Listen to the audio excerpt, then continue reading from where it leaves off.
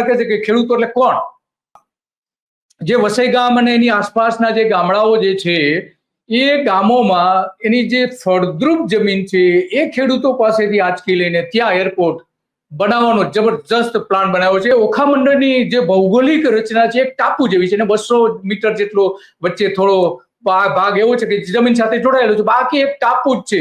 અને મોટા ભાગની જમીન જે છે એ દરિયાકાંઠાની છે. વચ્ચેની જ્યાં જમીન સૌથી ફળદ્રુપ છે એવા 4 ગામ જે છે એની જમીન ઉપર એરપોર્ટ સરકાર ધરાર બનાવવા માંગે છે. ખેડૂતો ના પાડે છે, પરંતુ સરકાર કહે છે કે ખેડૂતો એટલે કોણ?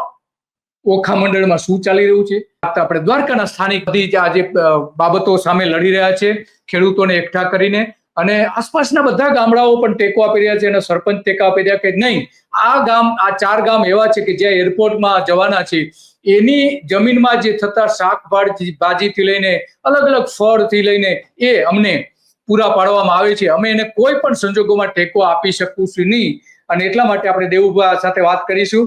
આપના મીડિયાના માધ્યમથી એ મારે સમજાવવું છે, સરકારે અમને એક નોટિસ આપવી પડે, પંચાયતની અંદર જાણકારી કરવી પડે, ગ્રામ સભાની મંજૂરી લેવી પડે.